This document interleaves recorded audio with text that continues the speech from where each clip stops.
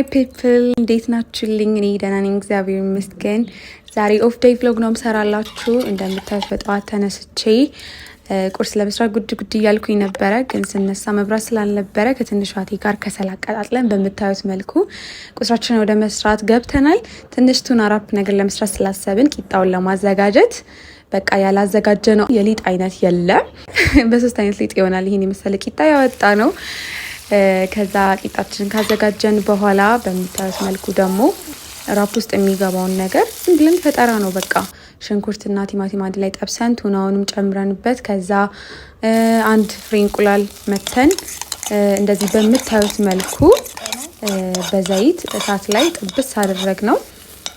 ከዛ በኋላ ደግሞ መጀመሪያ ላይ ቪዲዮ ላይ እንዳያችሁት 2 ፍሬ እንቁላል እሳት ላይ ጥጄ ቀቅዬ ነበረ። ከዛ እሱን ጨመርኩበት ማለት ነው። ከዛ አንድ ላይ ቀላቅዬ ትንሽ እሱንም ጠበስኩት። ከዛ ቂጣችን በምታዩት መልኩ ተዘጋጅቶልን ነበረ። በላስቲክ አሽገን ስላስቀመጥ ነው ወስፌል ፍሌክሰብል በደንብ ለመጠቅለል።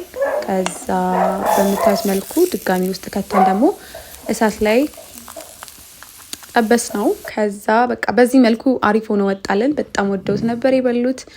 እንደን ትንሽ ካረፍን በኋላ ከእናቴ ጋር ጥፍራችን ለመሰራት ቀጠሮ ነበረን። ከዛ ተያይዘን ወደዛ ሄድን ማለት ነው። እኔ ጀስት ግሪን ማለት የግሪን ጥፍር ሺላክ ነበር መቀባት የፈለግኩት። እሷ ግን እጇንም እግሯንም ነበር የምትሰራውና እኔ ቶሎ ጨርሼ ራሱ እሷን እየጠበቅኳን ነበር። የእሷን የእጇን ሪዛልት አላስገባሁላችሁም፣ አልቀረስኩላችሁም። ሶሪ ግን በጣም አሪፍ ሆኖ ነው የተሰራላት። እኔ እንዳልኳችሁ ቀድሜ ስለጨረስኩኝ ቁጭ ብዬ ስጠብቃት ነበር። ጁስ ታዘዘልኝ፣ ጁስ እየጠጣሁ እሷን ፈታ እያልኩኝ ምናምን ስጠብቃት ነበረ።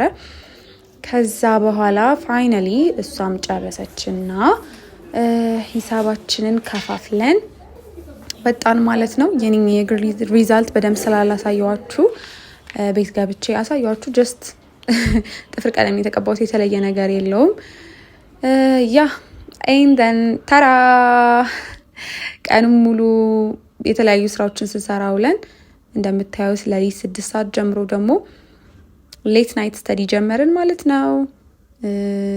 በቃ ተኝቼም ነበረ፣ ስለዚህ ኢነርጂ ነበረኝ በደንብ። ፊዚዮሎጂ ፈተና ደርሶ ስለነበረ አይ ዋዝ ሪዲንግ በጣም አጠናሁኝ። ውሃችንን እየጠጣን ብቻ የቻልነውን ያህል ካጠናሁኝ በኋላ ተኛሁኝ ማለት ነው። Enjoy the rest of the video. Thank you for watching. I love you guys. Bye.